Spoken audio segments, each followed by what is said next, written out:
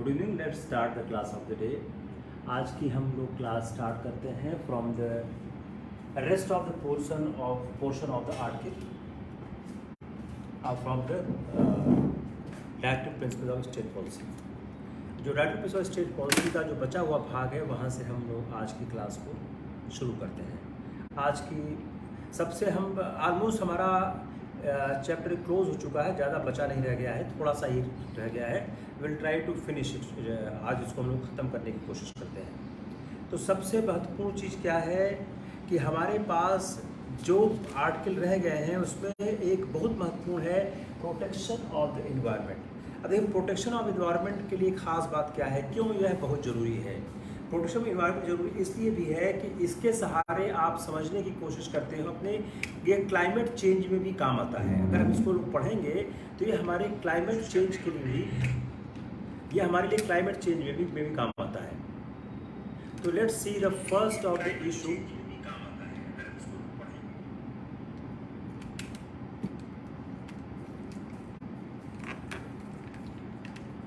तो पहला क्या है, इन्वायरमेंट प्रोटेक्शन। अब इन्वायरमेंट प्रोटेक्शन हम किस तरह से देखने की कोशिश करते हैं, यह हमारा जो संविधान का जो अनुच्छेद है, इसमें खास बात क्या है इसको हम पहले समझने की कोशिश करते हैं। Let's start understanding the environment protection via article 40, via article 48 of the constitution. 48A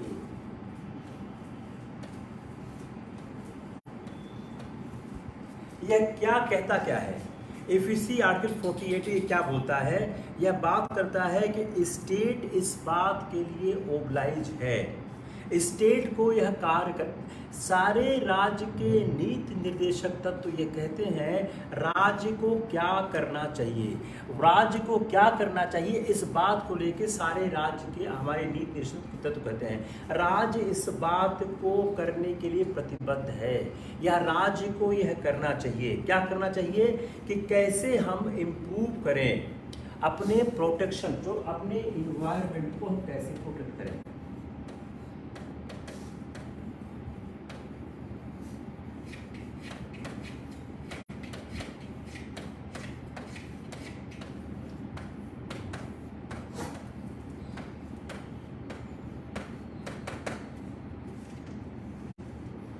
अपने इन्वायरमेंट को हम कैसे संरक्षित करें, यह एक महत्वपूर्ण बात हमारा आर्टिकल 48 कहता है। इसमें दो चीज है, इन्वायरमेंट का जो प्रोटेक्ट एंड इम्प्रूव, क्या है, प्रोटेक्ट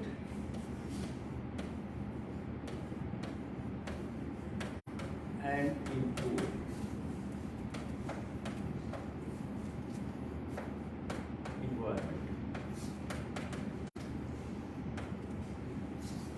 अगर आप इस आर्टिकल को पढ़ें तो पहली बात कहते हैं अपने पर्यावरण की सुरक्षा और उसमें सुधार करना, protect and improve on environment, और दूसरा safe guard the forest and wild life.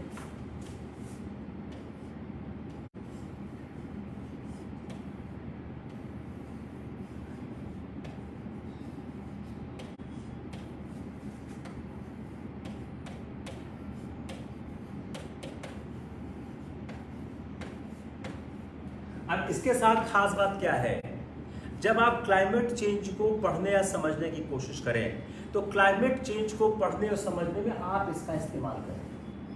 जो आपका आर्टिकल 48A है, आप अगर अपने वेयर एक्ट खोलें तो जो आपके वेयर एक्ट में आर्टिकल 48A है, जब आप क्लाइमेट चेंज पर किसी अपने सरकार की अपने किसी कार्यवाही के बारे में कोई सवाल जवाब करें, उसको करते समय आप जरूर ध्यान रखें कि हम आर्टिकल 48A का कैसे इस्तेमाल करेंगे।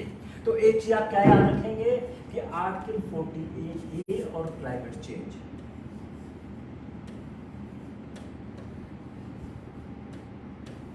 मान लीजिए क्लाइमेट चेंज पर आप कोई आंसर कर रहे हैं, मानिए आप क्लाइमेट चेंज पर कोई आंसर कर रहे हैं, तो क्लाइमेट चेंज पर आंसर करते समय आप इस बात का जिक्र कर सकते हैं कि हमारे राज्य के नीति निर्देशक तत्वों में, हमारे डायरेक्टिव स्टेट पॉलिसी में क्लाइमेट चेंज के बारे में क्या लिखा गया है।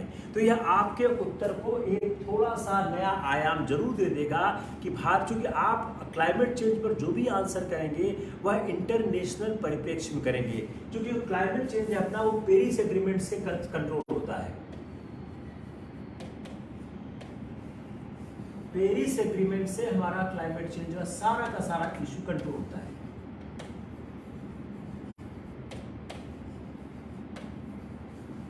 तो जब पेरिस एग्रीमेंट से क्लाइमेट चेंज कंट्रोल होता है तो क्या कहा जाता है कि राज्य क्या करें।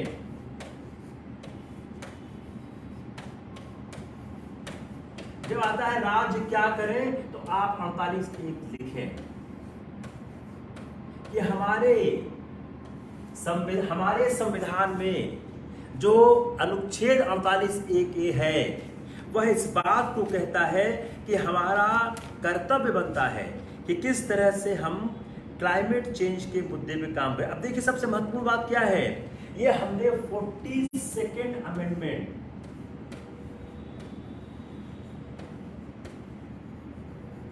1976 में ही ऐड कर दिया था।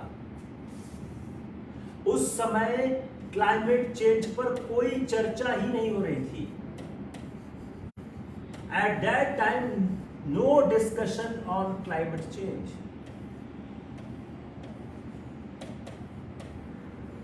Therefore, we are pioneer. यही लिखिएगा। Therefore, we are pioneer in the field of climate change. Got it? किसको ये मुद्दा क्लियर हुआ, किसको नहीं हुआ, बताइए मेरे को। हम आपको समझाने की कोशिश क्या कर रहे हैं कि क्लाइमेट चेंज को कैसे आप लिखेंगे अपने एग्जाम में। किसको यह मुद्दा क्लियर नहीं हो रहा है? Just try to understand how we will answer the climate change.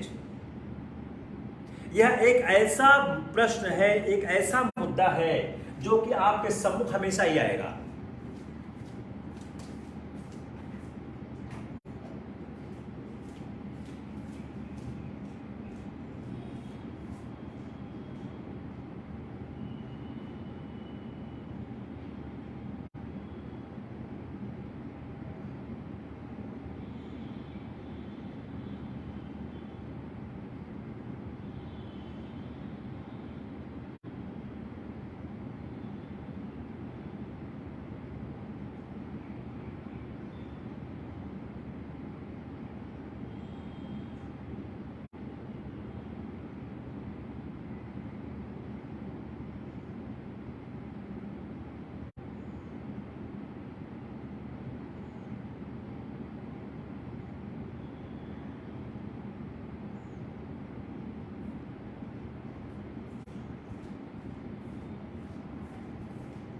बताइए किसको क्लियर हुआ, किसको क्लियर नहीं हो रहा है?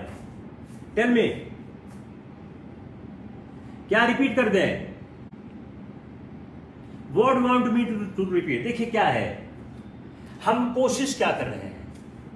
Just see what I am trying. मैं कोशिश ये कर रहा हूं कि हम जब कोई क्लाइमेट चेंज पर आंसर करें तो हम 48(a) का कैसे इस्तेमाल करें। What I am trying to explain you कि आप जब क्लाइमेट चेंज पर कोई आंसर करें तो आर्टिकल 48, देखिए जब तक आप लोग लिंकिंग नहीं सीखोगे सिविल सर्विसेज की तैयारी नहीं कर रहे हो। आर्टिकल 48(a) का इस्तेमाल, the use of article 48(a) how in the question of climate change।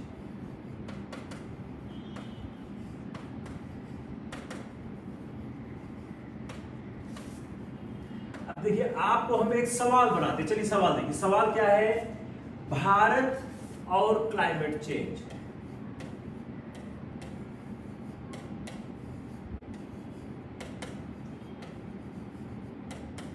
India and climate change. सवाल हो गया। भारत और क्लाइमेट चेंज। सवाल क्या क्या बना है कि आपको यह लिखना क्या है, आपको लिखना है, आपके पास सवाल क्या है। चलिए एक सवाल बनाते हैं, पेरिस एग्रीमेंट क्या है,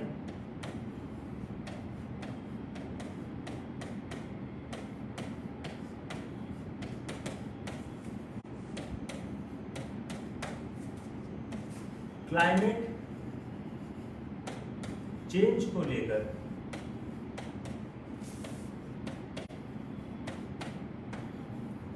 क्या क्या प्रयत्न किए गए,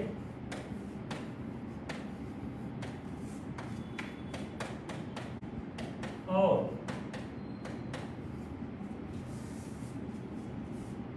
भारत ने इस दिशा में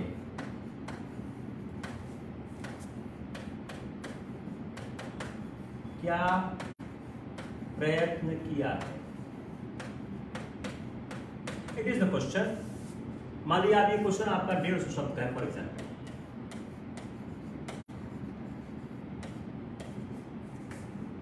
What is the Paris Agreement? What has been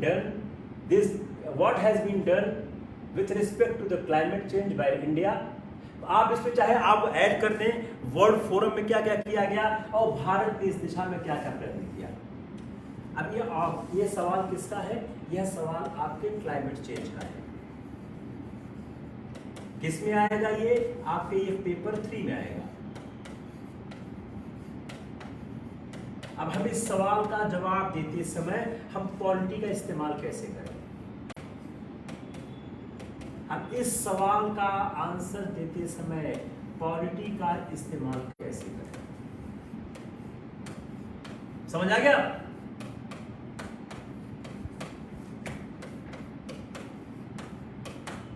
हम इस सवाल का जवाब देते समय पॉलिटी का इस्तेमाल कैसे करें? Got it? अभी कोई दिक्कत है? बताओ मेरे को, बताइए। आप बताइए इसमें क्या दिक्कत है, बोलिए। इस सवाल का जवाब देने में क्या समस्या है?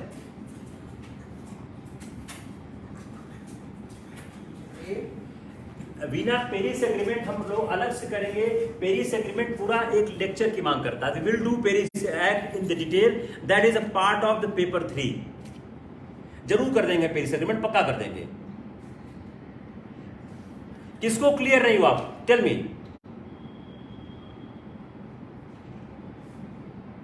टेल मी, बताइए। अब हम इस सवाल के आंसर में 48A का इस्तेमाल कैसे करेंगे? अब इस्तेमाल कैसे हो रहा है? इस सवाल के जवाब में 48A का इस्तेमाल कैसे हो रहा है?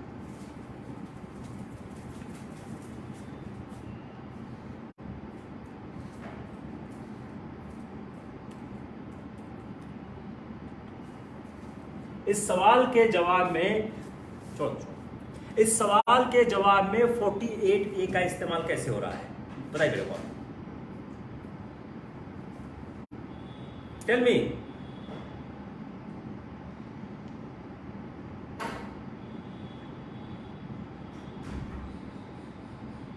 Got it? किसको क्लियर नहीं हो रहा है? अब यहां पे आप इस्तेमाल करें कि जो भारत की, आप कैसे लिखेंगे? भारत के संविधान में राज्य के नीति निर्देशक तत्वों में हमने इन्वायरमेंट के प्रोटेक्शन, हमने इन्वायरमेंट के प्रोटेक्शन और जंगलों के विकास की प्रक्रिया का समावेश किया है। यह हमने समावेश कब किया था? यह हमने समावेश तब कर दिया था जबकि 1976 में क्लाइमेट चेंज पर कोई भी वार्ता नहीं होती थी। Hope it's clear? Come on the next point. Come further. अब इस बात को हमेशा कहा गया है कि जहां पर जो प्रॉब्लम हो इकोलॉजी की, उस प्रॉब्लम को देखते समय आप 48A और 51AG इन दोनों को ध्यान में रखिए। 48A एंड 51AG इन दोनों को आप ध्यान में रखिए। यह दोनों क्या कहते हैं? 48A और 51AG इन दोनों को ध्यान रखिए। तो यह सुप्रीम कोर्ट का कहना है कि whenever a problem of ecology is brought before the court, it is bound to keep in mind 48A and 51G and cannot leave the matter entirely to the government. Cannot leave matter entirely to the government.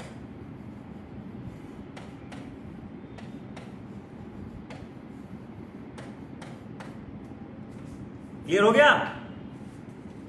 तो जो यह हमारा मामला है environment का, इस environment के मामले में हम इन दो, यह मूल कर्तव्य है 51G, इसको हम अगर और समझने की कोशिश करें, हम इसको और एग्जामिन करते हैं। Article 39E, 47 and 48A। अब फिर देखिए 39E, 47, 48A, इन तीनों को साथ पढ़ने की कोशिश करिए। इन तीनों को साथ पढ़ने से क्या निष्कर्ष आ रहा है? Health of people and protect environment. ये हेल्थ ऑफ पीपुल से आ रहा है। आप 1 मिनट के लिए आप बेयर एक्ट खोलिए, अपना खोलिए, आप खोलिए 39E, open 39E in your bare act. What is 39E? Health and strength of the worker. मिल गया? Health and strength of the worker की बात करता है 39E। खोलिए 47,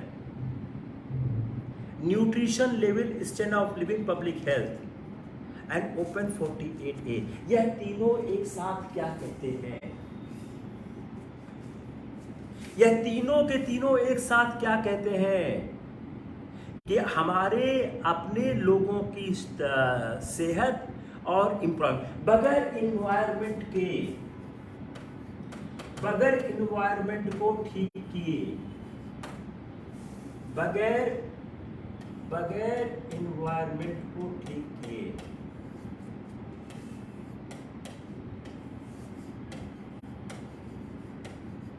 क्या पब्लिक की हेल्थ ठीक की जा सकती है?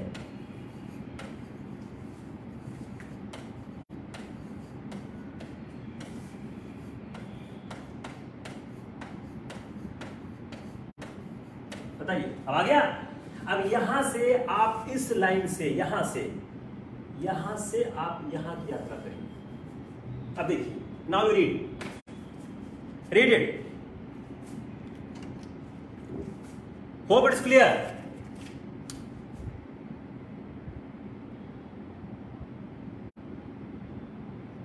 मेरे ख्याल से क्लियर हो गया होगा।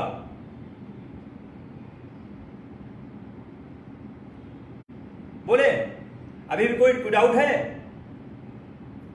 बगैर इन्वायरमेंट को ठीक किया, फिर सवाल क्या रिपीट कर रहे हैं? बगैर इन्वायरमेंट को ठीक किए क्या पब्लिक की हेल्थ ठीक की जा सकती है?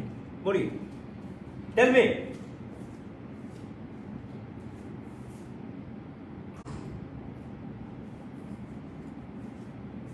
We can add Article 21 also. तो अब क्या हो गया? 21, 39E, 47, 48। डन?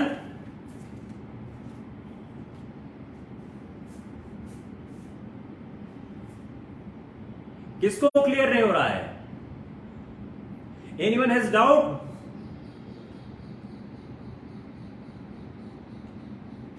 सवाल का आंसर कर लेंगे?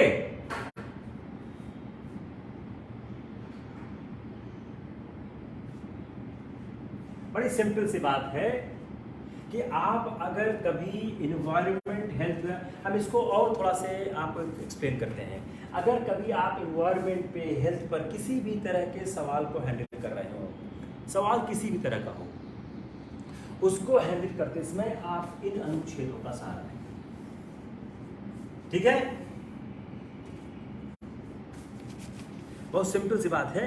तो हम अगर कहें, इसको हम फिर से कहते हैं 21, article 21, article 47,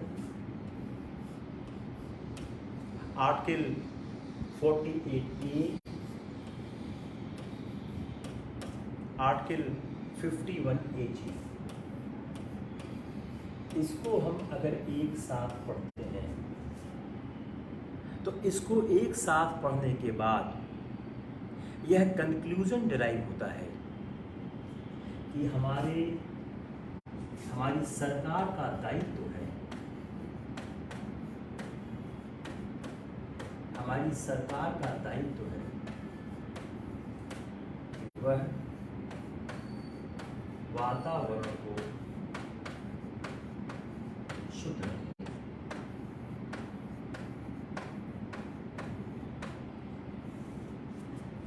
If we read these articles together, let's English कर देते हैं। If we read Article 21, 47, 48A and 51AG, then what conclusion may be derived? An active interest in the protection of environment. An active interest in the protection of environment. आप अगर environment पे कोई A से लिख रहे हैं तो उसमें भी यह काम आएगा। An active interest in protection of environment.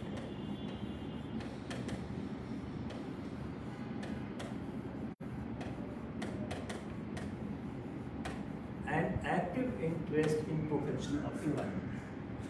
Environment के प्रोटेक्शन में एक एक्टिव इंटरेस्ट होना चाहिए। तो इस आर्टिकल को अगर हम एक साथ पढ़ते हैं 21, 47, 48A एंड 51AG, तो हम एक कंक्लूजन डिराइव करते हैं कि संविधान क्या हमको निर्देश देता है। An active interest in protection of environment. अब यह जो संविधान के अनुच्छेद हैं, यह ऐसे मुद्दे को खड़ा कर देते हैं कि व्यक्ति और समाज का इन्वायरमेंट के प्रति एक जवाबदेही है। अब हम इन सब चीज़ों को ध्यान में रखते हुए क्या कह सकते हैं, एक बैलेंस होना चाहिए इन्वायरमेंट में और डेवलपमेंट। अब आते हैं आपके GS4 पे। Now we are moving on with GS4, balance between environment and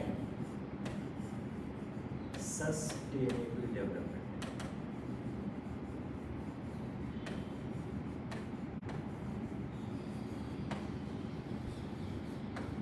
Balance between environment and sustainable development. Any problem?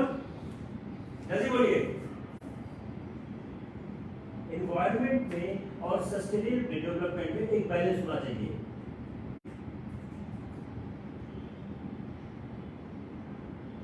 जल्दी बोले, it's clear not clear?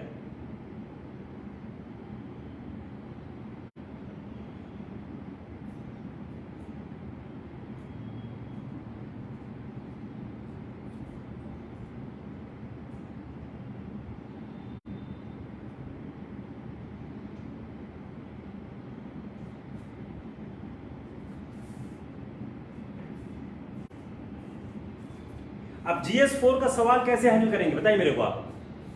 How you handle the GS4 question, कि जब आप कोई इन्वायरमेंट का और sustainable development का कोई सवाल देखें, उसमें क्या होगा, एक बैलेंस होना चाहिए।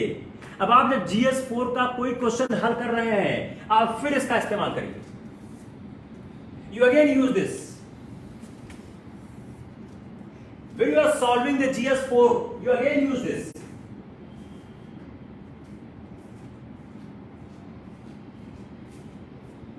इट्स फाइन और नॉट फाइन?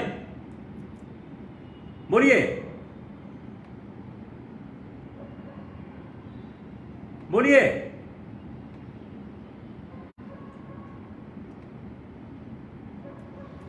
नहीं क्लियर हो रहा है?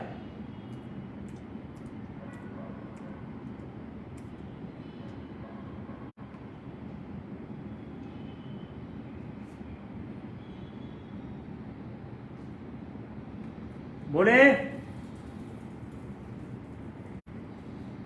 बोले आप।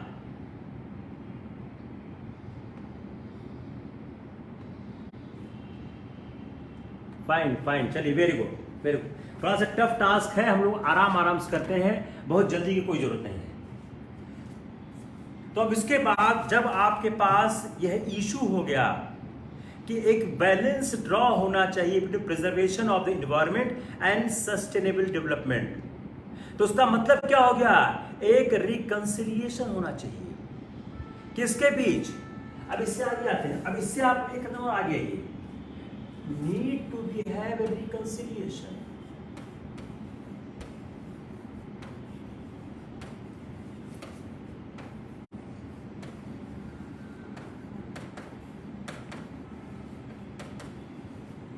बिटवीन, थोड़ा नेटवर्क प्रॉब्लम आ रही है, just give me 5 minute time, I am again log in, give 5 minute time, give just 5 minute time, just give 5 minute time, I am again log इन।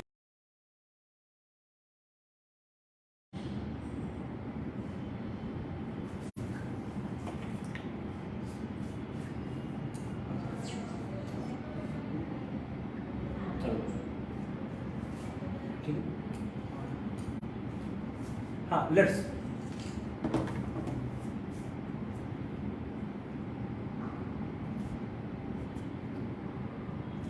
तो need to have a reconciliation between, किसके किसके बीच? हमको एक reconciliation प्राप्त करना होगा। किसके किसके बीच हमको रिकंसिलिएशन प्राप्त करना होगा? हमको एक सामंजस्य की स्थापना करनी होगी। किसके किसके बीच सामंजस्य करनी होगी? ये सामंजस्य है इम्पेरेटिव्स ऑफ प्रिजर्वेशन, ये सामंजस्य है प्रिजर्वेशन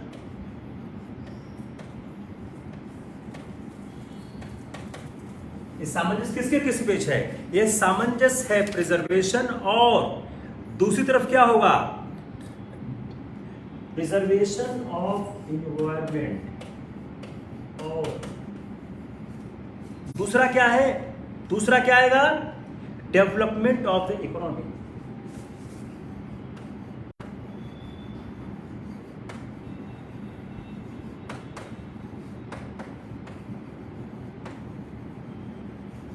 अब देखिए आप GS4 का आंसर कैसे करेंगे? Let's see this, how you answer GS4। Hope the sound is clear, everything is fine. अब आप देखिए कैसे आप इसको GS4 में आंसर करेंगे। अपने पास क्या है? ये इशू है, ये दिस वन। अब हम इसको कैसे लिखेंगे? अब हम इसको लिखेंगे कैसे? GS4 का सवाल क्या आया है? What is question of GS4? GS4 का क्वेश्चन ये कह रहा है कि आपने कोई कहीं पर एक बांध बनाया है, उस बांध के बन जाने के कारण वहां की जनजाति जातियों की सुरक्षा का प्रश्न है और उस क्षेत्र की इकोलॉजी का प्रश्न है। आप कैसे उस चीज को सॉल्व करेंगे? आप यही लिखेंगे, this one you will write this. ये मेरी लाइन नहीं है, सुप्रीम कोर्ट की लाइन है। मैं आपको बार बोलता हूं कि I search your answer from the supreme court. अब ये यहां शुरू करेंगे आप, देखिए ये। अब आप इस चीज को आंसर करते समय आप यहां से ध्यान दें।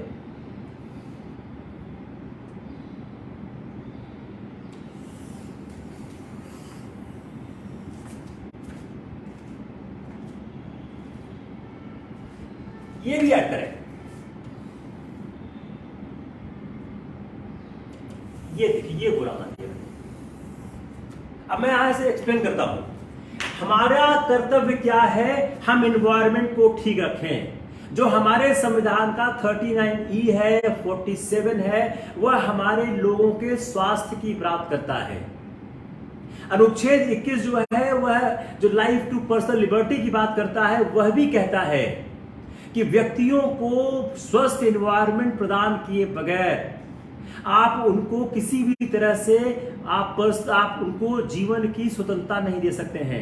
51 AG बोलता है कि हमारे व्यक्ति का मूल कर्तव्य है कि पर्यावरण को सुरक्षित रखे। अब सरकार का दायित्व क्या है कि वह an active interest in protection of environment. सरकार का दायित्व है वह वातावरण को शुद्ध रखे। एक बैलेंस होना चाहिए किसके किसके बीच, between environment and sustainable development. There is a need to have a reconciliation between preservation of environment and development of economy. It's clear? किसको क्लियर नहीं हुआ? अब इसके लिए प्रिंसिपल क्या है? Precautionary principle. हमारे पास प्रिकॉशनरी प्रिंसिपल्स क्या है? सावधानी,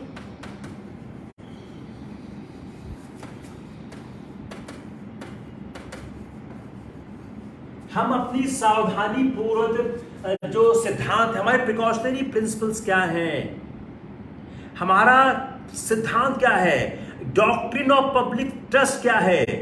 वह कहा गया है कि नेचुरल रिसोर्सेज जिसमें फॉरेस्ट हो, वाटर बॉडीज हो, रिवर्स हो, सी शोर्स हैं, ये राज्य एक ट्रस्टी के रूप में रखता है। अब इसमें आप क्या लिखें, राज्य एक ट्रस्टी के रूप में रखता है।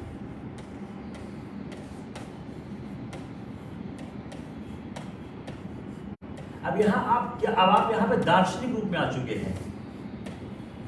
यहां पर आप दार्शनिक के रूप में आ चुके हैं कि जो हमारा प्रिंसिपल्स है, the principles meaning thereby the precautionary principles, the polluter pays principle, polluter pays, यही जो पोल्यूटर पेस प्रिंसिपल है, इसी प्रिंसिपल को ध्यान में रखकर भारत कहता है कि जिन देशों ने औद्योगिकरण करके ज्यादा से ज्यादा वातावरण को प्रभावित किया है, वह देश इसकी जिम्मेदारी ले। याद आ रहा नहीं याद आ रहा है?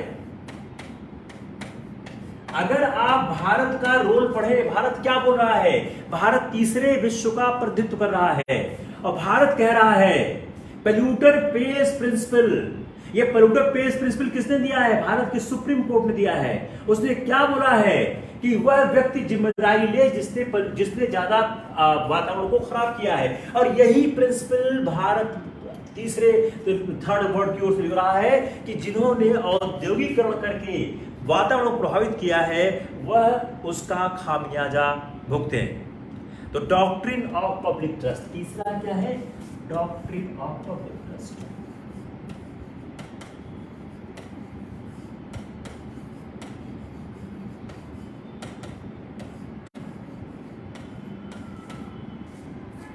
तो आपको तीन सिद्धांत क्या मिले? Precautionary principles A, polluters pays principle B, doctrine of public trust principle C. तो तीन प्रिंसिपल हुए, precautionary principles, the polluters pays principles, doctrine of public trust.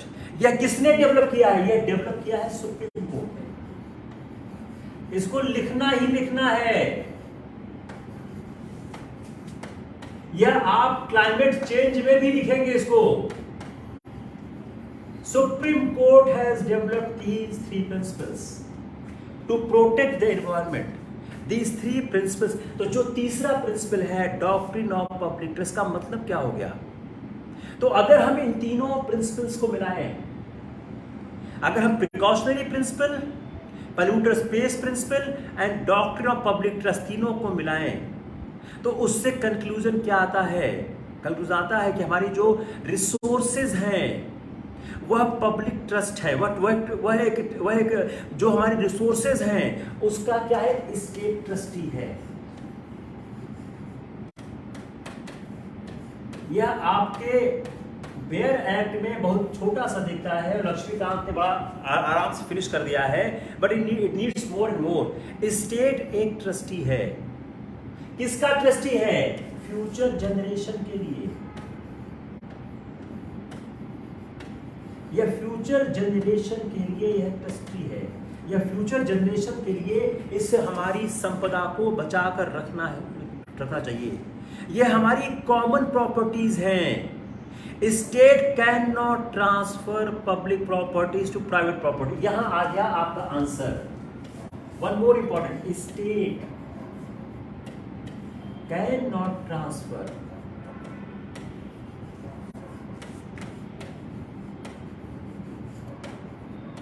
It to private parties. अब यहां पे आप GS4 के उन सवालों का जवाब दे सकते हैं जहां पर कोल ब्लॉक का आवंटन है, ऑयल का आवंटन है, जिसमें एक्सेस माइनिंग के कारण हमारा वातावरण खराब होता है। तो state cannot transfer these public trust properties to private individuals और प्राइवेट प्रॉपर्टीज। तो जो पब्लिक ट्रस्ट डॉक्ट्रिन है, इसको इन्वोक करके कोर्ट ने बहुत से सिद्धांतों को दिया है और इसी को इन्वोक करके ताज कॉरिडोर प्रोजेक्ट को कैंसिल किया है। ताज कॉरिडोर प्रोजेक्ट जो कैंसिल हुआ है यह इसी डायरेक्शन में हुआ है।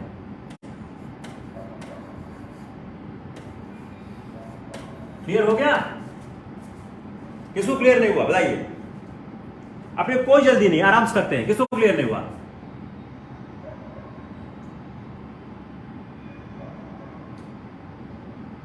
किसको क्लियर नहीं हुआ? जल्दी बोलिए।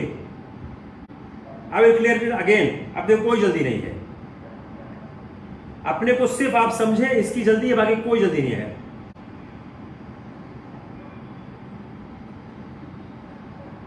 क्लियर हो गया? लालू यादव क्लियर हुआ और विकास सिंह को क्लियर हुआ, और किसको क्लियर नहीं हुआ नाम वो बताओ। वीना सिंह को क्लियर हो गया, और बताओ। चलो बहुत अच्छा, बहुत अच्छा, लवली। आप लोगों को क्लियर होता है, मेरे को थोड़ा चैन मिल जाता है। नहीं लगता है यार संघर्ष कर रहे हैं, फायदा तो कुछ हो नहीं रहा है। तो इतने बड़े संघर्ष का कोई फायदा होना चाहिए। जो एक संघर्ष चल रहा है उसका कुछ फायदा होना चाहिए। चलो, प्रोटेक्शन ऑफ मॉन्यूमेंट्स।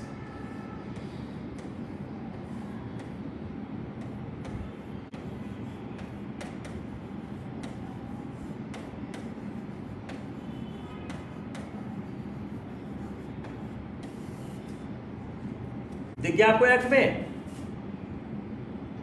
ये आपका जो आर्टिकल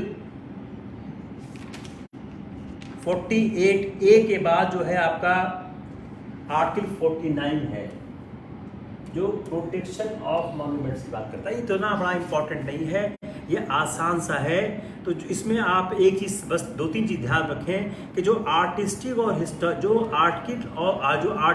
और जो हिस्टोरिक इश्यूज हैं, जो अपने आर्टिस्टिक हैं और हिस्टोरिक इश्यूज हैं, उसको अगर हम ध्यान में करें, जो अपने आर्टिस्टिक और हिस्टोरिक जो है उसको हम अगर देखें तो एंट्री 67 लिस्ट 1, एंट्री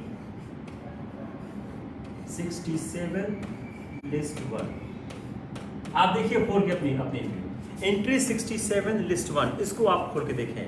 जो एंट्री 67 लिस्ट 1 है, ये क्या बोलता है कि parliament can make such law.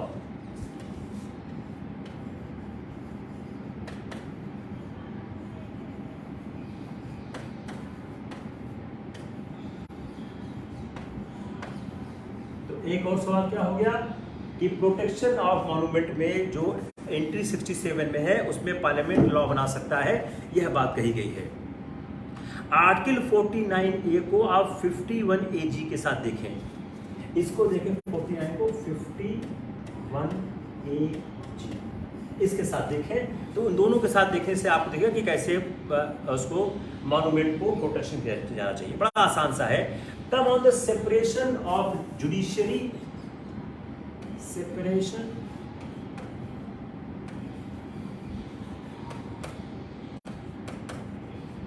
Of executive and judicial. देखिए पहली बात क्या है कि यह जो मुद्दा है यह हमारे नेशनल मूवमेंट का मुद्दा है। अगर आप याद करें, मैंने आपको नेशनल मूवमेंट में पढ़ाया हुआ है कि यह बहुत बड़ा मुद्दा राष्ट्रवादी हर बार उठाते थे कि जो जुडिशरी है और एग्जीक्यूटिव है, इन दोनों में सेपरेशन की आवश्यकता है। यह मुद्दा लगातार राष्ट्रवादियों के द्वारा उठाया जाता था। जो यह मुद्दा राष्ट्रवादियों के द्वारा उठाया गया, इस मुद्दे के कारण हमारे राज्य के नीति निर्देशक तत्वों में भी यह मुद्दा समाहित हो गया। तो जो प्रिंसिपल, इसका मतलब क्या है, क्यों कहा गया है? जो प्रिंसिपल है इंडिपेंडेंस ऑफ जुडिशरी, जो जुडिशरी के इंडिपेंडेंस का मुद्दा है, वह इस संविधान के अनुच्छेद में, जो संविधान का अनुच्छेद 50 है, उसमें जो इंडिपेंडेंस ऑफ जुडिशरी है उसका मुद्दा उठाया गया है। तो जो सिद्धांत है कि हमारी न्यायपालिका को स्वतंत्र होना चाहिए, यह एक राज्य के नीति तत्वों में शामिल किया गया है। तो राज्य ऐसा कदम उठावे तो जुडिशरी को सेपरेट किया जा सके एग्जीक्यूटिव के द्वारा, और ऐसा प्रयास होना चाहिए, the separation of the judiciary from the executive, इसको रिगार्ड किया गया है a very essential elements for the proper administration of justice, proper administration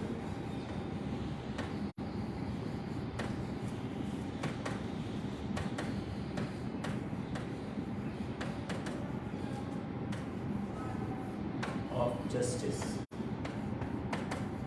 essential element, आवश्यक तत्व है, इसेंशियल एलिमेंट है प्रॉपर एडमिनिस्ट्रेशन ऑफ जस्टिस। तो जो यह एक संविधान में डाला गया है, उसका मूल लक्ष्य है कि कैसे हम प्रॉपर एडमिनिस्ट्रेशन ऑफ जस्टिस के लिए कार्य करें। जैसे मैंने बताया कि जो हमारा भारत की आज़ादी के पहले बात थी, इसमें लगातार कहा जाता था, उसी को ध्यान में कहा गया। यह गोल हमने बाय एंड लार्ज अचीव किया हुआ है, by and large this goal achieve, इस गोल को बाय एंड लार्ज हमने अचीव किया हुआ है। बाय एंड लार्ज यह गोल जो हमारा है वह अचीव हो चुका है, इसमें कोई खास बात रह नहीं गई है। तो सुप्रीम कोर्ट ने कई इस तरह के गाइडलाइंस इशू किए हैं, सरकार ने भी काम किया है, और यह मुद्दा तकरीबन कंप्लीट हो चुका है। प्रमोशन इंटरनेशनल पीस,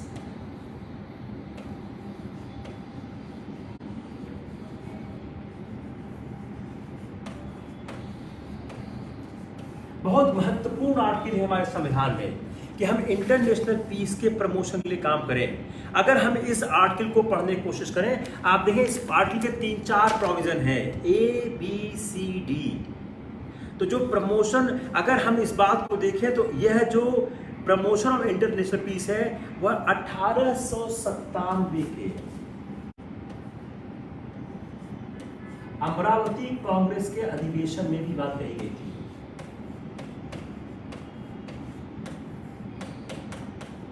कांग्रेस के अमरावती अधिवेशन 1857 में, जिनमें युद्ध का विरोध किया गया था, उन्होंने कहा था जो इसका सबसेक्शन ए है, आप रीड सबसेक्शन ए, बोलता है promote international peace and security. यह 1857 के अमरावती कांग्रेस पे थी, जिसके अध्यक्ष थे शंकर नायर इसके अध्यक्ष थे। तो जो ABCD है, पहला क्या है, प्रमोट इंटरनेशनल पीस सिक्योरिटी, दूसरा क्या है, honourable relation between nations, third क्या है, foster respect for international law and treaty, और डी क्या है, encourage settlement of international dispute by arbitration. अगर हम इन चारों को पढ़ने की कोशिश करें, इन चारों को पढ़ने के बाद एक बात उभर के क्या आती है कि जो इंडियन फॉरेन पॉलिसी है, अब इसको आप ले आइए अपने इंटरनेशनल रिलेशन में, कि जो हमारी इंडियन फॉरेन पॉलिसी है वह कहां से संचालित होती है। हमारी जो भारतीय विदेश नीति है वह संचालित कहां से होती है, वह संविधान के अनुच्छेद 51 से संचालित होती है। जरूर लिखिएगा इसको, फॉरेन पॉलिसी का देखिए, I am trying to encourage you how to try to have a link between one section to another section.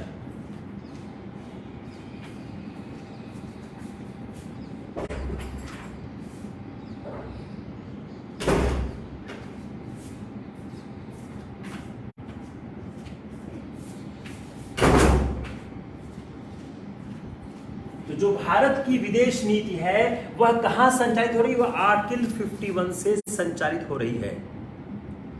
यह गांधी का सिद्धांत भी रहा है। गांधी के सिद्धांत पूरे पूरे आर्टिकल 51 में हमको साफ साफ दिखाई देते हैं।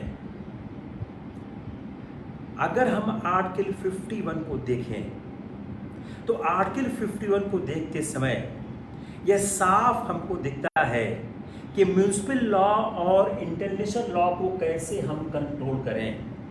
अगर हम केशवानंद भारती के केस को देखें तो केशवानंद भारती केस में कहा गया कि इन view of article 51 of constitution the court must interpret language of constitution if not intractable which is after all a municipal law in the light of the United Nations Charter and the Solomon Declaration subscribed by India। अब आप इसका मतलब क्या हो गया कि आप domestic law को इंटरप्रेट करते समय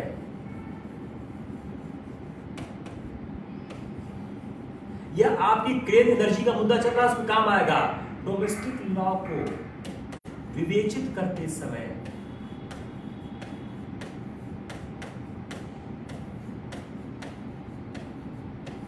अंतरराष्ट्रीय कानून का भी ध्यान रखें। अंतरराष्ट्रीय कानून और द्विपक्षीय, बहुपक्षीय करार का भी ध्यान रखें। क्लियर हो रहा है ना? थोड़ा से ज्यादा विश्लेषण है लेकिन ऐसा करना ही पड़ेगा। तो जो इंटरनेशनल लॉ का मुद्दा है यह कहता है कि सुप्रीम कोर्ट क्या करे। अगर कोर्ट के सामने कोई मुद्दा आता है इंटरप्रिटेशन के लिए तो court must interpret the language of constitution in the light of the United Nation charter and solemn declare subscribe to by India. अगर कोई कॉन्फ्लिक्ट होता है बिटवीन द म्युनिसिपल लॉ एक तरफ और इंटरनेशनल लॉ दूसरे तरफ, तब क्या किया जाना चाहिए? प्रेफरेंस होगा म्युनिसिपल लॉ को। अगर कॉन्फ्लिक्ट होता है municipal law versus international law तो प्रेफरेंस किसको होगा? म्युनिसिपल लॉ को होगा। लेकिन अगर ऐसा कोई इंटरप्रिटेशन पॉसिबल होता है जिस इंटरप्रिटेशन में दो इंटरप्रिटेशन पॉसिबल हो रहे हैं, तो जो इंटरप्रिटेशन म्युनिसिपल लॉ और इंटरनेशनल लॉ के बीच सामंजस्य की स्थापना करता है उसको आप फॉलो करें। क्लियर हो गया? मैं फिर से रिपीट करता हूं। अगर म्युनिसिपल लॉ और इंटरनेशनल लॉ में कोई कॉन्फ्लिक्ट होता है तो म्युनिसिपल लॉ को प्रेफरेंस दिया जाना चाहिए। लेकिन if two construction of the municipal law are possible, अगर म्युनिसिपल लॉ के दो विवेचन संभव हो सकते हैं तो court should lean in favour of adopting such a construction. ऐसे विवेचन की तरफ कोर्ट अपना रुख करे would make the provision of municipal law to be harmony with international law और लॉ ऑन ट्रीटी ऑब्लिगेशन। अगर म्युनिसिपल लॉ के अगर एक इंटरप्रिटेशन पॉसिबल है तो म्युनिसिपल लॉ, अगर दो पॉसिबल हैं तो अगर टू व्यू पॉसिबल हैं तो उस व्यू का पक्ष ले जो सामंजस्य की स्थापना करता है अंतरराष्ट्रीय विधि से और ट्रीटी ऑब्लिगेशन से। क्लियर हो गया कि क्लियर नहीं हुआ? किसको क्लियर नहीं हुआ?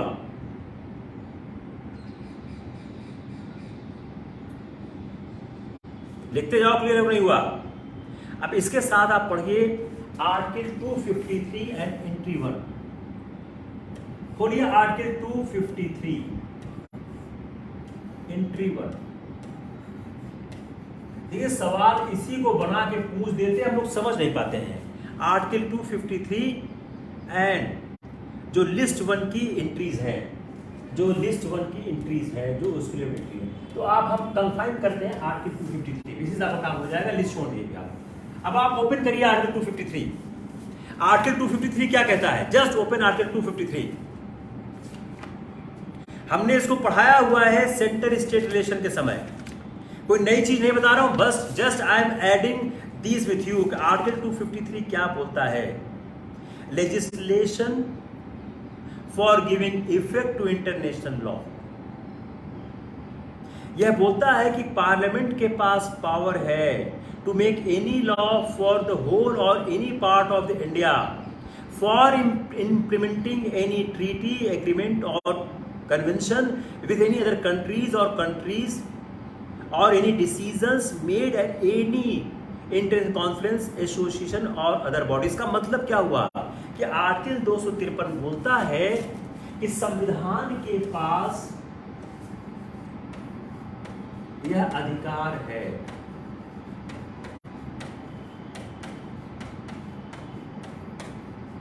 कि वह अंतरराष्ट्रीय करार, अंतरराष्ट्रीय मुद्दों और समझौतों पर कानून बना सके।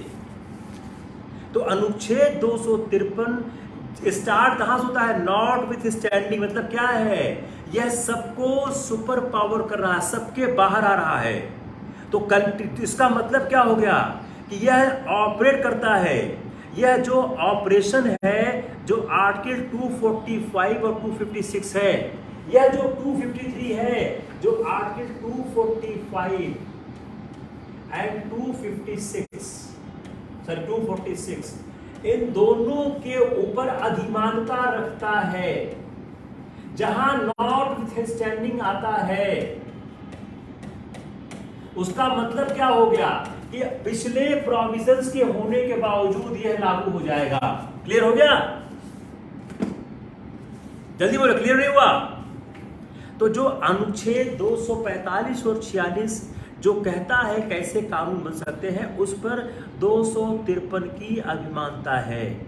यह पार्लियामेंट को इस बात का अधिकार देता है कि जो 7वीं अनुसूची के लिस्ट 1 में entry 10 to 21, entry 10 to 21,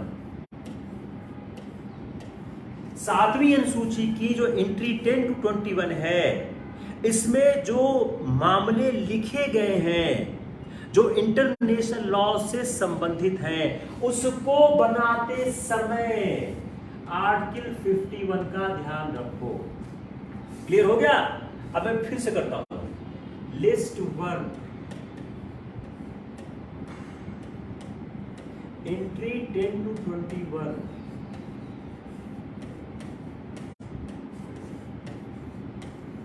article 253, article 51।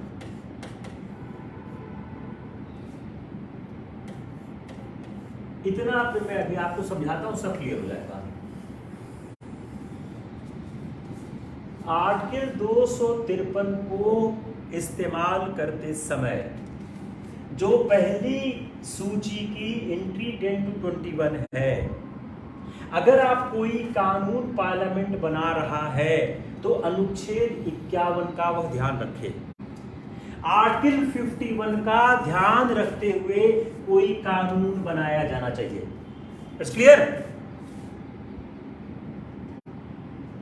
किसको क्लियर नहीं हुआ?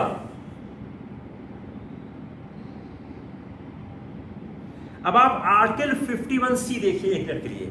यू सी आर्टिकल 51C, यह आपके इंटरनेशनल, यह मैं पढ़ा क्यों रहा हूं, यह आपको मल्टीपल तरह से काम आएगा। Just see the article 51C। Article 51C क्या है? Just read it. Foster respect for international law. International law का आप रिस्पेक्ट करें। तो 51C है, it does not deal with enforcement on or implementation of treaties. 51C enforcement की बात नहीं करता है। Unless municipal law is changed and international covenant does not bind, फिर से सुनिए, जब तक आप म्युनिसिपल लॉ में चेंज नहीं लाओगे,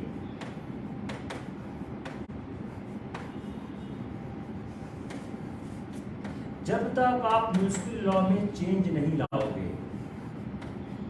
अंतरराष्ट्रीय करार जो है वह लागू नहीं हो पाएंगे। अंतरराष्ट्रीय करार लागू नहीं हो पाएंगे।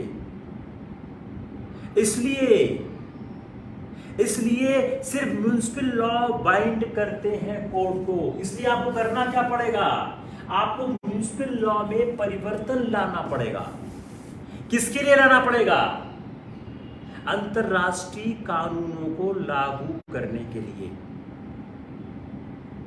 जो आर्टिकल 17 है, international covenant on civil and political rights 1966, आप लिखें इसको।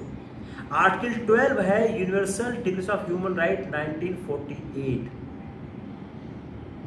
इसको लागू करने के लिए सुप्रीम कोर्ट ने कई इंटरनेशनल कोवेनेंट्स का इंटरप्रेट किया है फंडामेंटल राइट को एग्जामिन करते समय।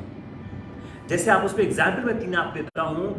जो एक है the article 17 of international covenant on civil and political rights को दिया है। दूसरा दिया है article 12 of the universal declaration of human right. तो इंटरनेशनल लॉ आज के दिन में not confined to regulating the relation with the states, यह आज मैटर ज्यादा बढ़ चुका है। यह सोशियो इकोनॉमिक एस्पेक्ट को समाहित कर चुका है। अब हम 2-3 चीज और आपको बता देते हैं, उसके बाद फंडामेंटल आपका जो कहते हैं डायरेक्ट प्रिंसिपल खत्म हो गया। एक, हमारे संविधान में गांधीवादी मूल्य कहां कहां है? हमारे संविधान में राज्य के नीति तत्वों में गांधीवादी मूल्य कहां कहां है? अगर आप गांधीवादी मूल्य देखने की कोशिश करें तो article 14 Gandhi value,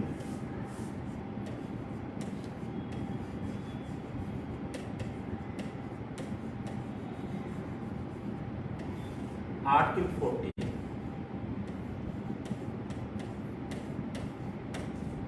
Gandhi value कहां कहां है? आर्टिकल 40, 46, 43 मादक द्रव्य 46। अगर आप गांधीवादी मूल्यों को देखने की कोशिश करें तो अनुच्छेद 14 क्या है? ग्राम स्वराज्य का है। अनुच्छेद 43 क्या है? अनुच्छेद 43 क्या है? कुटीर उद्योग है। अनुच्छेद 46 क्या है? SC ST वीकर सेक्शन का है।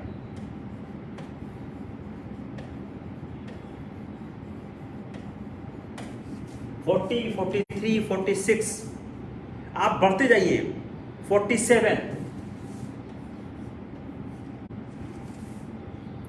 48 कृषि का वैज्ञानिकीकरण।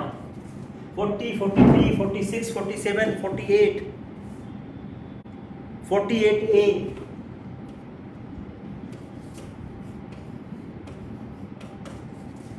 40, 43, 46, 47, 48, 48A, 51, ये सब गांधीवादी मूल्य आ रहे हैं। आप पढ़िए इसको, आपको तुरंत दिख जाएगा।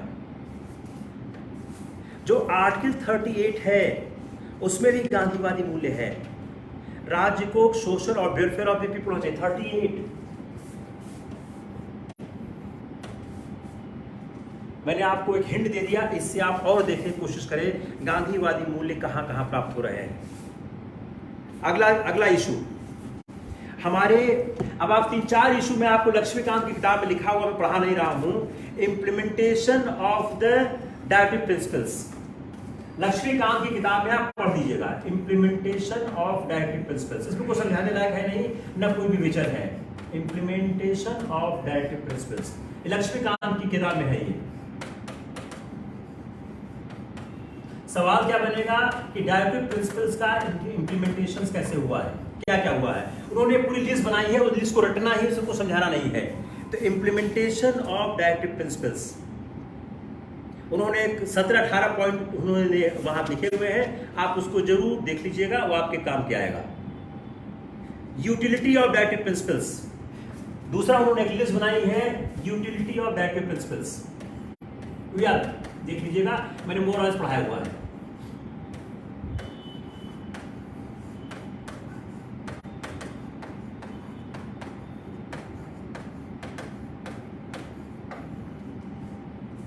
ये दो तीन चीजें हैं। Now your directive principles is more और लेस कंप्लीट हो गया है। उन्होंने एक और लिखा है क्रिटिसिज्म ऑफ डायरेक्टिव प्रिंसिपल, पढ़ाया हुआ है आप वो देखिए। तीसरा criticism of the directive principles, तीनों लक्ष्मीकांत की किताब में है, आप देख लीजिएगा। अगर आप लगता है you need the any clarification we can do it.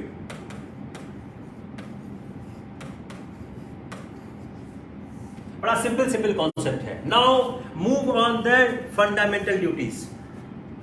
Come on the next point, the fundamental duties. कि फंडामेंटल ड्यूटीज क्या क्या है। देखिए सेक्शन 51G में फंडामेंटल ड्यूटी का जिक्र हुआ है।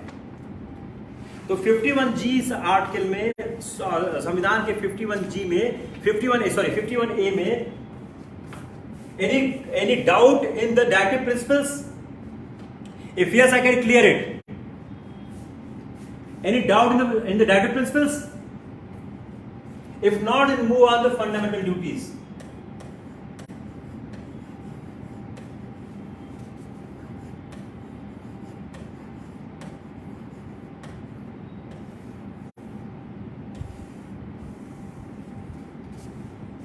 No sir, very good, lovely. चलो हम लोग फंडामेंटल ड्यूटी की बात करते हैं कि फंडामेंटल ड्यूटी है क्या, ये हमारे संविधान में क्यों आया।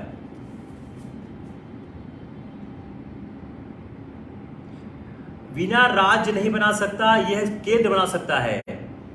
जब कोई भी मॉन्यूमेंट हमारा विश्व धरोहर बन गया तो उसकी सुरक्षा करने की जिम्मेदारी केंद्र की है और केंद्र उसकी सुरक्षा करने की जिम्मेदारी रखेगा।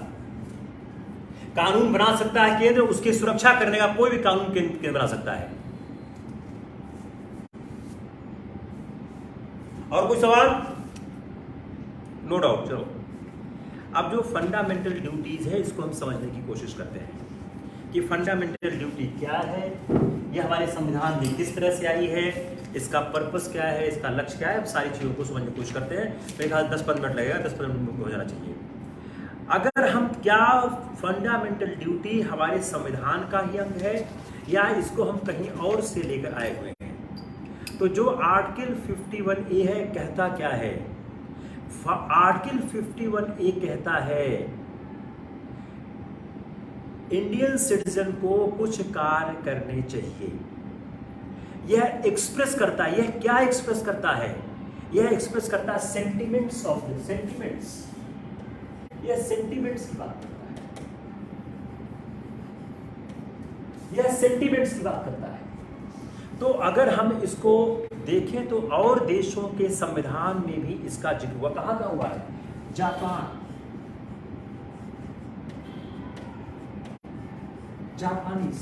जापान के संविधान में फंडामेंटल ड्यूटी का जिक्र हुआ है। ब्रिटेन, कनाडा, ऑस्ट्रेलिया, अगर हम जापान के अलावा देखें हमको मेंशन मिलता है किसमें, सर्टेन ड्यूटीज मिलती हैं जापान के संविधान में। ब्रिटेन, कनाडा और ऑस्ट्रेलिया, यहाँ rights and duties of citizen are governed largely by the common law and judicial decisions. Britain, Canada, Australia.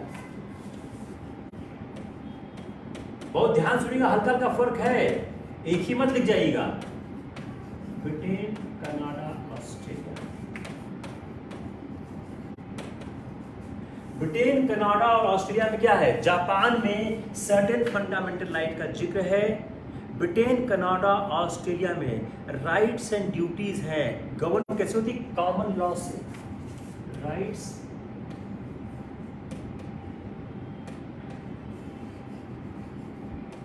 Duties govern by common law and judicial decisions.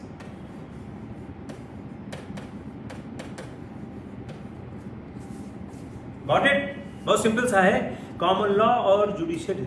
French constitution में only a passing reference, French constitution ने सिर्फ एक reference किया है, passing reference किया है। French constitution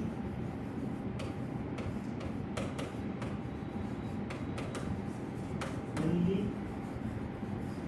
ए passing reference,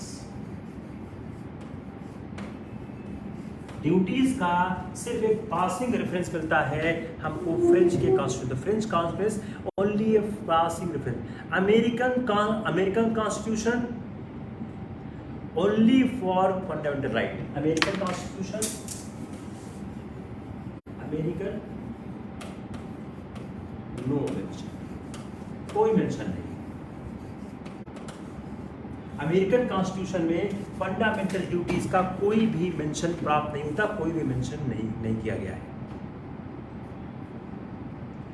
जो socialist country constitution है, अब आओ ये क्या है, कैपिटलिस्ट कंट्रीज है, कम on the socialist countries, come on the socialist countries. तो हमने दो पार्ट में समझने की कोशिश की है, कैपिटलिस्ट वर्सेस सोशलिस्ट कंट्रीज। जब हम सोशलिस्ट कंट्रीज का कॉन्स्टिट्यूशन देखते हैं तो सोशलिस्ट कंट्रीज के कॉन्स्टिट्यूशन में जो यूगोस्लोवाकिया का कॉन्स्टिट्यूशन है,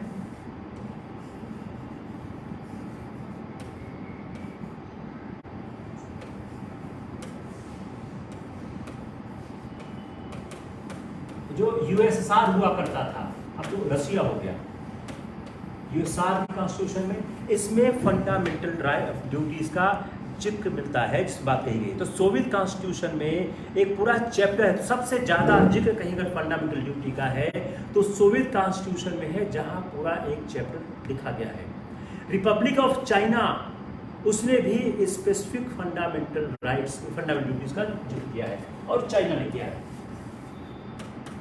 fundamental duties are not enforceable. पहली बात, क्या फंडामेंटल राइट ड्यूटीज इन्फोर्सिबल है? यह 42nd अमेंडमेंट से हमारे संविधान में आई है, 42nd अमेंडमेंट से, और यह इन्फोर्सिएबल बिल्कुल नहीं है, यह व्यक्ति का कर्तव्य है कि वह इसको फॉलो करे। अब हम 3-4 इशू देखते हैं।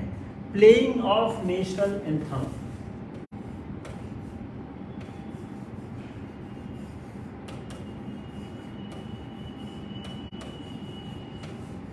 जो आपके सवाल आते हैं अक्सर, राष्ट्रगान के मुद्दे पर, तो जो इसके लिए जो सेक्शन 3 है, prevention of insult to the national honour act 1971, इसको याद रखिएगा। प्रिवेंशन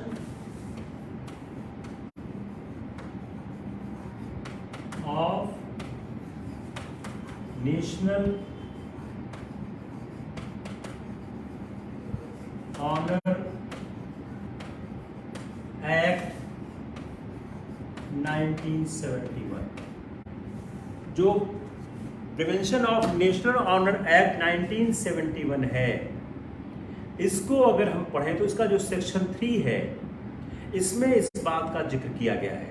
तो जो जो section 3 of the prevention of insult to the national honour act 1971 है, इसको एग्जामिन करते हुए कहा गया था playing of national anthem in cinema hall, जो स्क्रीन में है, मे नॉट बी मैंडेटरी। ये मैंडेटरी नहीं, लोग खुद उसको बजाते हैं।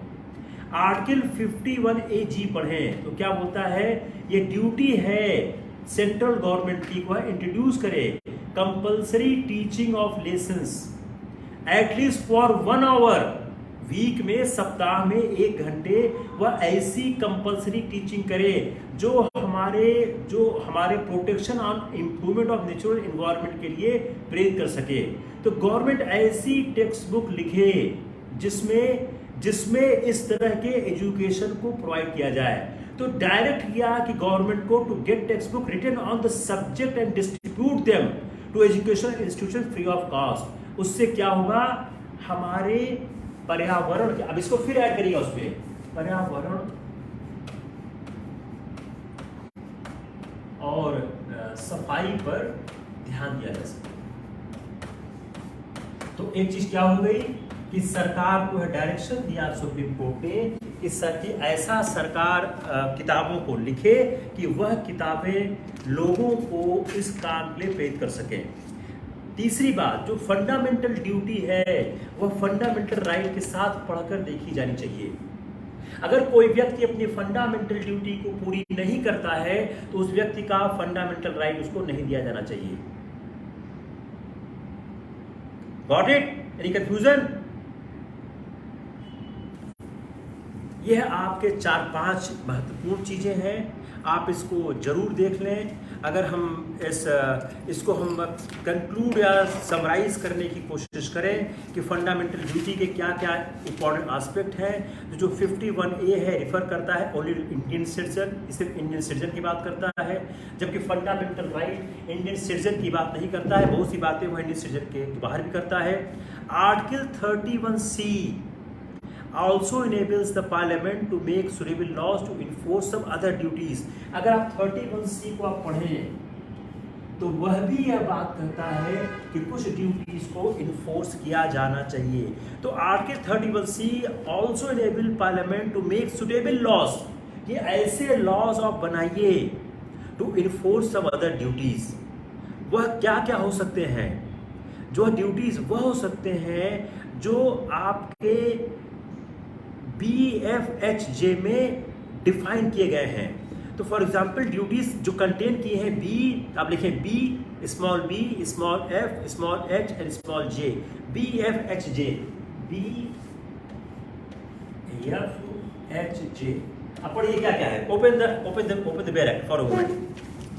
BFHJ, बी क्या है? बी बात करता है to cherish and follow the noble ideas which inspire the national struggle। तो idea of freedom struggle, B क्या हो गया?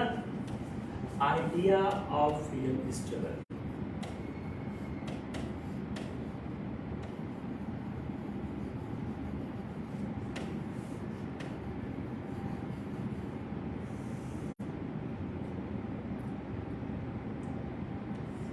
एफ क्या हो गया? Now read F. बी के बाद आप पढ़े F. What is F? F बात करता है हमारे कंपोजिट कल्चर की। F composite culture.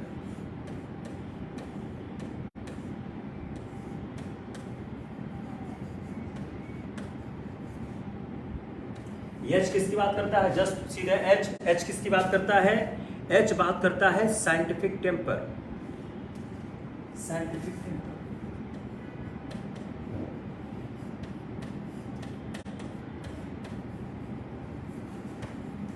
और जे किसकी बात करता है? जल्दी बोलिए, फास्ट। जे किसकी बात करता है? Strive for excellence.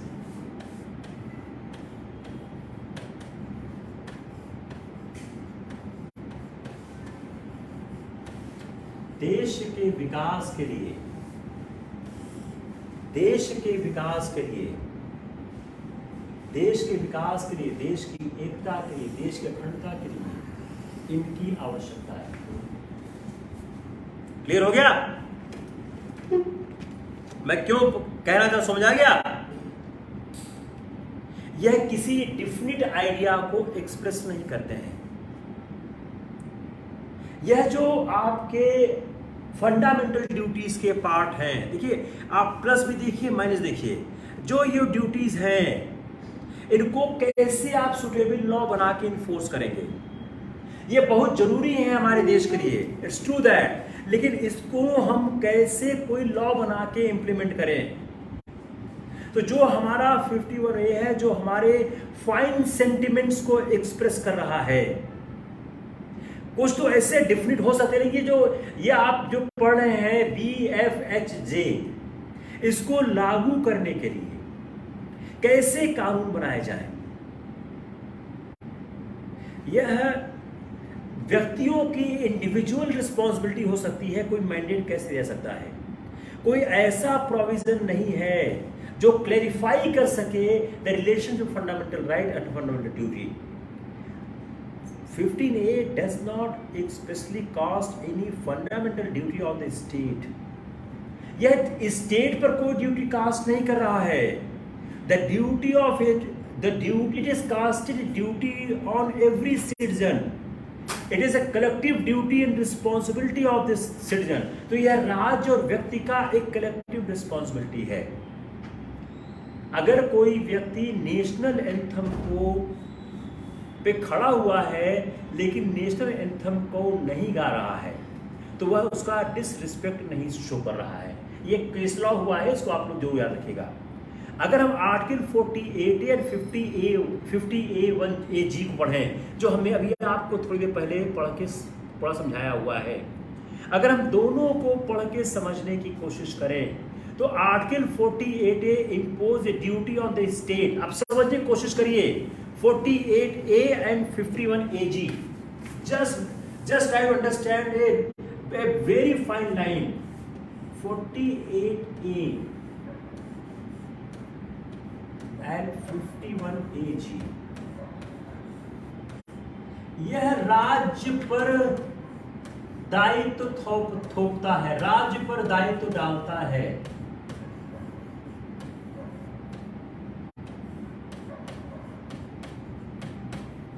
यह व्यक्ति पर दायित्व डालता है।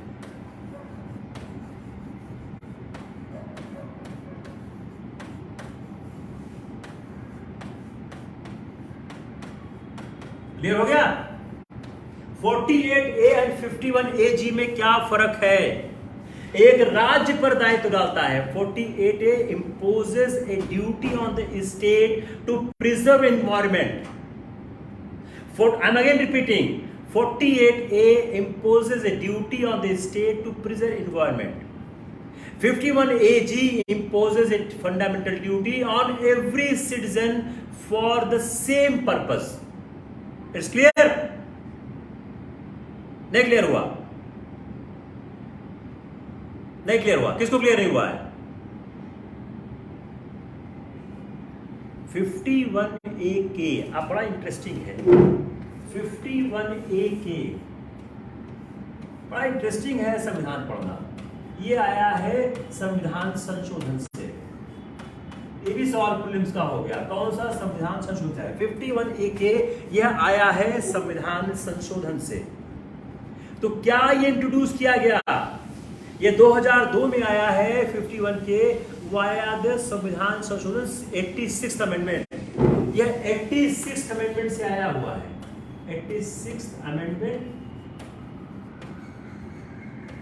2002 इससे आया हुआ है। तो 51A 86th अमेंडमेंट 2002 से आया हुआ है। अब ये कहना क्या चाहता है? आर्टिकल 20 अब इसको आप पढ़िए आर्टिकल 21A के साथ। रीड विथ आर्टिकल 21A, बड़ा आराम सुनिएगा। इसको आप आर्टिकल 21A के साथ पढ़िए। तो अगर आर्टिकल 21A और आर्टिकल 51A के पढ़ें तो यह डिस्ट्रीब्यूट कर देता है। क्या करता है? An obligation between state and parents.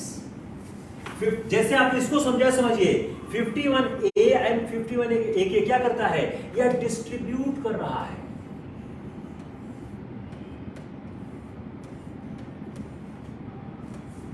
यह क्या डिस्ट्रीब्यूट कर रहा है?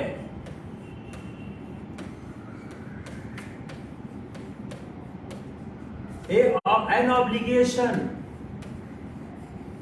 किसके किसके बीच? Between state and parents.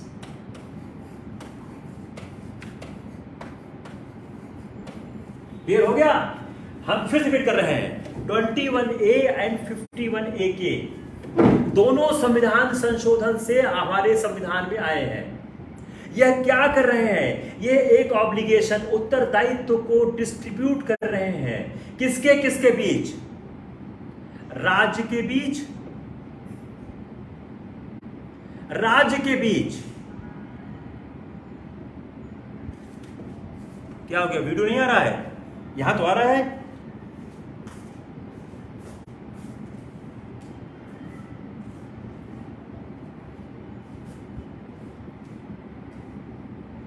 किसको किसको क्लियर नहीं है? वीडियो एडवाइस क्लियर है? बड़ा इंपॉर्टेंट पार्ट है ये। किसको क्लियर नहीं हो रहा है?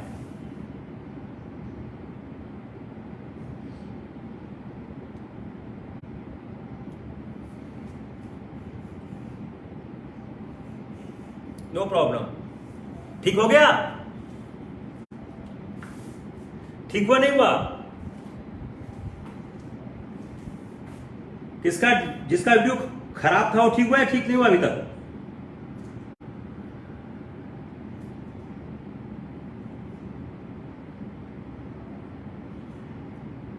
ठीक कर ले, मैं 2 मिनट वेट कर लेता हूं। ठीक कर ले आप लोग, जिसका वीडियो ठीक नहीं हो रहा ठीक कर ले, कोई नेटवर्क प्रॉब्लम होगी, अदरवाइज हियर इज फाइन। तो 51A के और 21A दोनों संविधान संशोधन से आते हैं, लेकिन दोनों के दोनों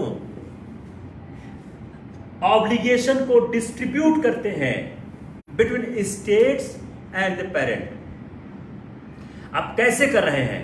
state is concern with free education, parents with compulsory. पढ़ गया फिर से? आप 21A और 51A को देखिए। स्टेट कंसर्न किससे है? With free education, parents with compulsory. आप लैंग्वेज को पढ़ने की कोशिश करें। तो मैं फिर से रिपीट कर रहा हूं, 21A एक फ्री एजुकेशन की बात करता है, पेरेंट्स के लिए कंपल्सरी की बात करता है। साथ साथ notwithstanding the parental duty, the state has also a role to play. किस मामले में? In insuring the compulsory education. Article 51A k does not penalise parents or guardian for failing to send children to school.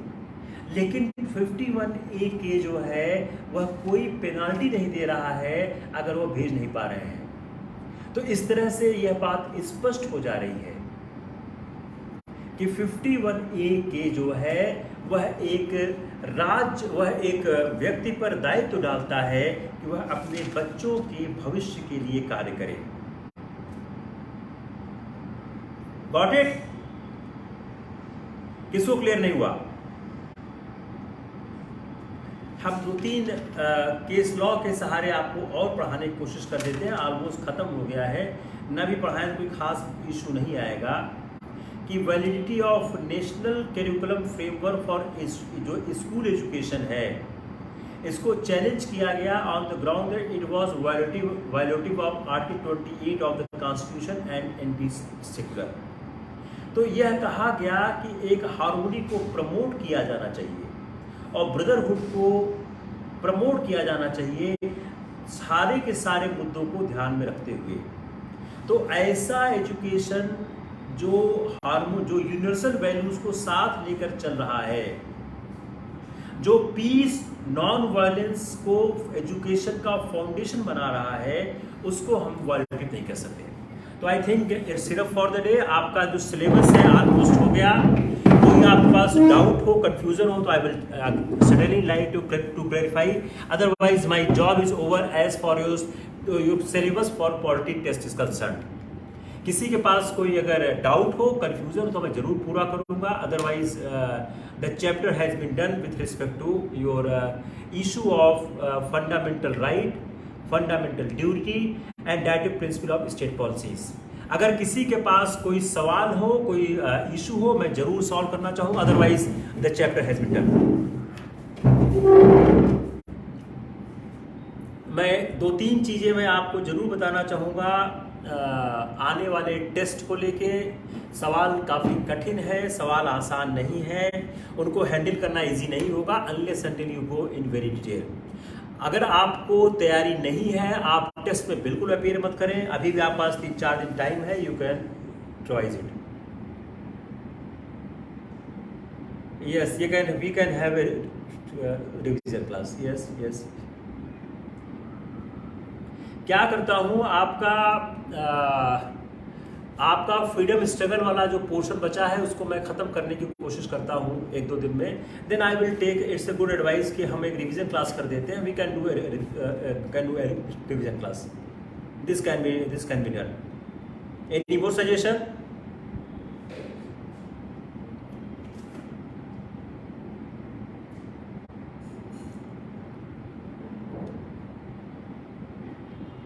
देखिए क्या है, मेरी जो GS के पढ़ाने की स्टाइल है वो थोड़ा से अलग तरह की है। जनरली लोग ऐसा नहीं पढ़ाते हैं। मैं बहुत चीज़ों को लिंक करता हूँ। मैं कहते हैं जीएस के हर पेपर को कंट्रोल करने की कोशिश करता हूँ जहाँ से हमको जो चीज़ दिखाई देती है। आपका जो क्लाइमेट चेंज का इशू है हम पूरा कंट्रोल करेंगे, एनवायरनमेंट पूरा पढ़ाएंगे, आप जस्ट थोड़ा धैर्य रखें। किसी ने लिखा कि वो पेरिस एग्रीमेंट पढ़ना चाहते हैं, हम निश्चित रूप से पेरिस एग्रीमेंट आपको पढ़ा देंगे। फंडामेंटल ड्यूटीज पर क्रिटिकल कमेंट करना हो तो क्या लिखा जा सकता है? फंडामेंटल ड्यूटीज पे सारे कमेंट हमने कर दिए हैं। देखिए क्रिटिकल कमेंट क्या क्या हो सकते हैं। Critical comment on fundamental duty,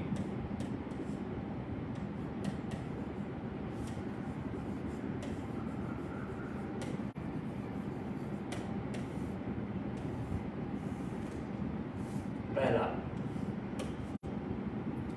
responsibility of citizen, प्रयास करो। पहला यह अस्पष्ट है,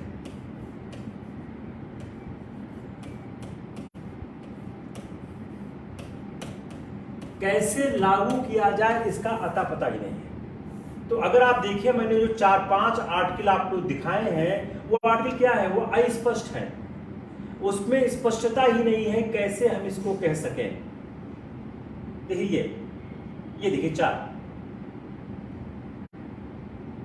ये जो BFHJ है, ये BFHJ है, ये अस्पष्ट है, दे आर नॉट क्लियर। इसमें क्या किया जाए और क्या न किया जाए इसका कोई क्लैरिफिकेशन नहीं है। Point number 1। पॉइंट नंबर 2, कोई दंडात्मक प्रावधान नहीं है। अगर मान लीजिए व्यक्ति ने कुछ नहीं किया तो कोई दंडात्मक प्रावधान नहीं है, कोई दंडात्मक प्रावधान नहीं है। तीसरा, कोई इंसेंटिव नहीं है। भाई आप क्या इंसेंटिव देंगे? चौथा, व्यक्ति को जागरूक होना चाहिए, व्यक्ति को जागरूक होना चाहिए। भाई यही कहता है हर व्यक्ति जागरूक हो। पांचवा, फंडामेंटल राइट और फंडामेंटल ड्यूटी। अगर किसी व्यक्ति का फंडामेंटल राइट अपहृत किया गया है, वो अपना फंडामेंटल राइट मांग रहा है, तो फंडामेंटल ड्यूटी को पूरा अगर लगता है वो अपनी फंडामेंटल ड्यूटी को पूरा नहीं कर पाया है तो शायद तो उसको फंडामेंटल ड्यूटी नहीं दी जानी चाहिए। तो अगर हम मूल कर्तव्यों के बारे में हम समझने की कोशिश करें तो मूल कर्तव्य के साथ समस्या क्या है? यह कर्तव्य अस्पष्ट है, अनिश्चित है और काल्पनिक है। अस्पष्ट है, अनिश्चित है, काल्पनिक है। अब जैसे कहा जा रहा है कि हर आदमी को अपने हृदय में स्वतंत्रता के आदर्शों को संजोना चाहिए, उसके उच्च आदर्शों को पालन करना चाहिए, हमारी जो सामाजिक सांस्कृतिक परंपरा है उसका महत्व समझना चाहिए, वैज्ञानिक दृष्टिकोण को हम विकसित करें, मानवतावाद को विकसित करें। लेकिन यह सवाल जरूर आएगा कि राष्ट्रीय आंदोलन के आदर्श क्या है? राष्ट्रीय आंदोलन के आदर्श क्या है? कौन सी विचारधारा राष्ट्रीय आंदोलन की आदर्श है? राष्ट्रीय आंदोलन के आदर्श क्या है? क्या भगत सिंह की हिंसा, क्या भगत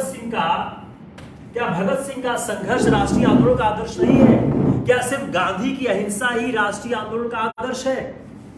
तो राष्ट्रीय आंदोलन के आदर्श क्या क्या है और इसका निश्चय कौन करेगा? क्योंकि राष्ट्रीय आंदोलन के आदर्श के संबंध में अलग अलग विचारधाराएं हैं। अगर हम जो हमारा वैज्ञानिक दृष्टिकोण है और मानवतावाद है, यह क्या है? जो हमारा वैज्ञानिक दृष्टिकोण है और मानवतावाद है, साइंटिफिक टेम्पर है, यह है क्या?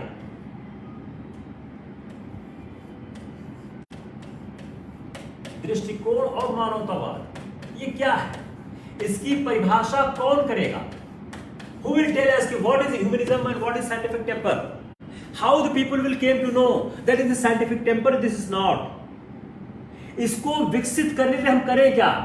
What we should to develop it. सामाजिक संस्कृति हमारी है क्या? एक सामाजिक संस्कृति हमारी हिंदुत्व की है या हमारी कंपोजिट कल्चर की है? उसका चरित्र क्या है, उसका परीक्षण क्या है? इसका उत्तर कौन देगा?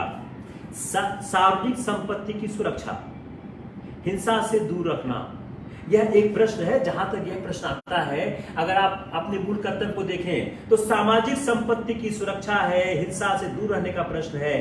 इन उद्देश्यों की पूर्ति के लिए फौजदारी की जो विधियां हैं उसको आसानी से की जा सकती हैं। तो क्या हम अपनी, जहां तक सार्वजनिक संपत्ति को सुरक्षित रखने और हिंसा से दूर रहने का प्रश्न है, इस उद्देश्य की पूर्ति फौजदारी विधियों के द्वारा आसानी से की जा सकती है। तो क्या हम फौजदारी विधियों को फिर से अपनावें या व्यक्ति हिंसा से दूर रहे? जो हमारा सबसे लास्ट का कर्तव्य है पेरेंट्स को लेके, अगर पेरेंट्स अपने दायित्व को पूरा नहीं करते हैं तो उसके लिए क्या किया सकता है? अगर हम इसको विश्लेषित करने का प्रयास करें तो निष्कर्ष क्या आएगा? संविधान में हमने जिन कर्तव्यों को आदर्श के रूप में जोड़ा है उनका कार्यान्वयन कैसे होना चाहिए? उनका कार्यान्वयन, संसद जो समय समय पर कानून बनाता है उनका कार्यान्वयन कैसे होगा? मूल कर्तव्य का कार्यान्वयन कैसे होगा?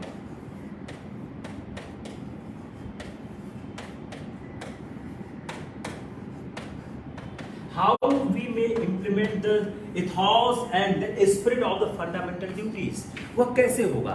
जो समय समय पर हमारा संसद कानून बनाता है उसकी इच्छा पर निर्भर करता है। इसका उल्लेख संविधान में किए जाने की आवश्यकता थी या नहीं थी?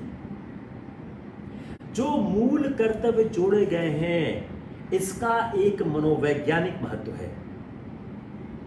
संविधान में इन सिद्धांतों का उल्लेख कर देने से फर्क क्या पड़ा है? उनकी जो पवित्रता है, उल्लेख करने से फर्क क्या पड़ा है? हमने उसका उल्लेख किया, उससे फर्क क्या पड़ा? पवित्रता है और एक मौलिकता आ गई है। देयर इज एक मौलिकता आ गई, भाई लिखा गया है आज पे, आप एक मौलिकता आ गई है, एक स्पष्टता आ गई है कि यह व्यक्तियों के कर्तव्य हैं। अगर हम देखें तो उल्लेख से फायदा क्या हो रहा है? फायदा हो रहा है, एक पवित्रता आ गई है, मौलिकता आ गई है, स्पष्टता आ गई है कि यह आपके मौलिक कर्तव्य हैं, इसका आप रिस्पेक्ट करो, उसको करो। अब संविधान देश की मौलिक विधि होने के साथ साथ, अब संविधान के साथ साथ क्या है कि हमारे कंट्री की एक ओरिजिनल लॉ है और इसके साथ साथ इसकी सुप्रीमेसी है। इसलिए जो इसमें वर्णन कर दिया गया है उसका महत्व साधारण विधियों की अपेक्षा में ज्यादा है। चूंकि संविधान सर्वोच्च है, चूंकि संविधान सर्वोच्च है, there is supremacy of constitution, अन्य विधियों से बड़ा है।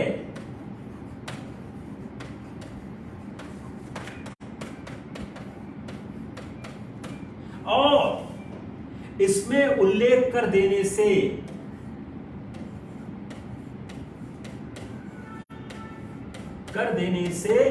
महत्व बढ़ गया है।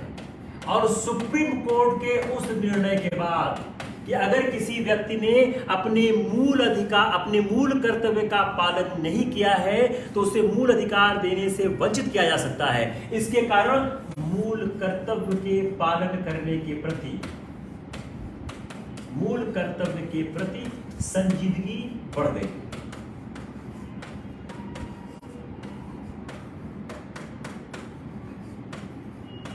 ठीक है, इट्स क्लियर?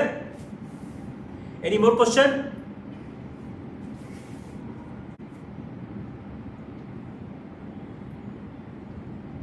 बताएं, कोई और सवाल? ये क्लियर हुआ नहीं हुआ? इज इट क्लियर और नॉट क्लियर? क्लियर, चलो, very good. Any more question? Anyone more want to ask something? या सब क्लियर हो गया? मेरे ख्याल से तो कुछ छूट नहीं रहा है, ऑलमोस्ट सब कुछ हो ही गया।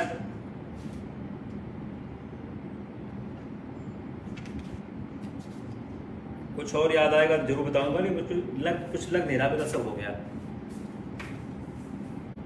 क्लियर हो गया। किसका सवाल था ये? Who asked this question? No more question. Okay.